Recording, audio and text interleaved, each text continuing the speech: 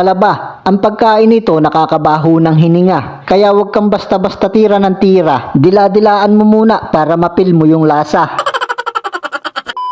Hey, what's up men? Bale ako nga pala ay nagligo-liguan dahil tayo ay may pupuntahan. Para pag may nakasalubong sa daan, aba ay mabango naman. Nagsaing na nga pala ako dyan para pagbalik ko, aba ay kakain na laang. At hindi naman kalayuan yung ating pupuntahan. Banda rito, banda riyan laang naman. Ay naku po, kapag ganito ang nakakasabay ko sa elevator, ay ako'y nanggigigil. Napapakurot ako sa aking balakang.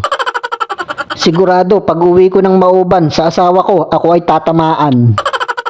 Medyo hapon na nga kaya akin ang pinapaspasan. Baka kasi tayo ay abuti ng dilim, hindi ako makakapag-video sa aking pupuntahan. Kaya paspasan na ako diyan, yung aking hakbang, akin ang nilalakyan.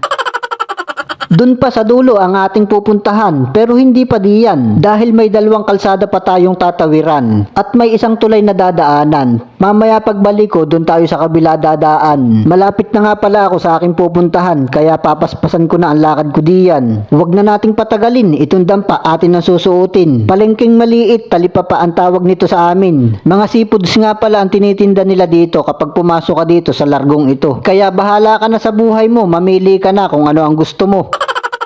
Karamihan nga palang namimili dito mga Chinese, kaya tingnan mo itong isda, press na press. Lapu-lapu, ang tawag sa amin ay sigapo. Kaya buhay na buhay, may aquarium silang alagaan. Tingnan nyo naman itong banagan. Lobster, ang tawag ng mayayaman. At meron ding barabara, napakasarap niyang lauya. Dito sa banagan, ano bang masarap na luto dyan? Ah, bahala kayo, basta ang alam ko masarap yan. Sipit pa lang, ulam na. Kaso lang ang presyo, di aya. Magkano po yan ganyan talaga? Ilang kilo ba po? 450 na lang. 450 price. 450 na lang. Market price namin kasi 200. 150 pinaka. 150 po. 200 na lang sila. Isang kilo. Ilang kilo? Isang kilo lang po. Isang kilo. Malalaki siya. Or yung maliliit. Dahil talin po. Dahil siya nila.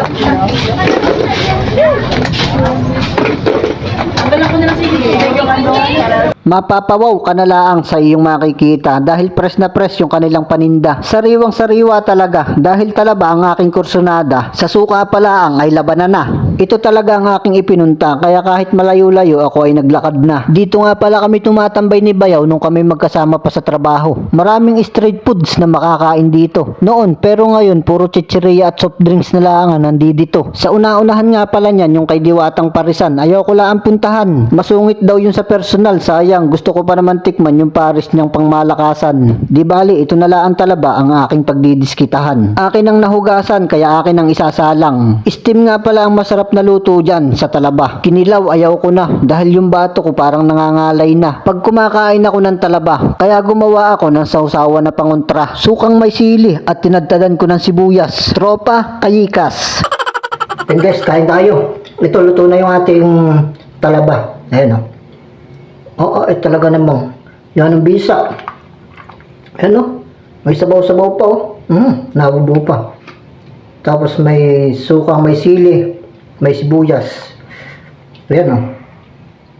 Talagang mapapasigaw ka dito. Ayan o. Bisa boy o. Oh no! Teka. Sarap yung ano eh. Makukuha mo kagad lahat. Nakadikit pa eh. Ayan o. Sabay tukmol. Ah. Huh.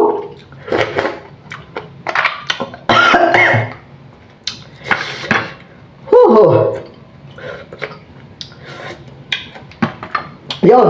Harap.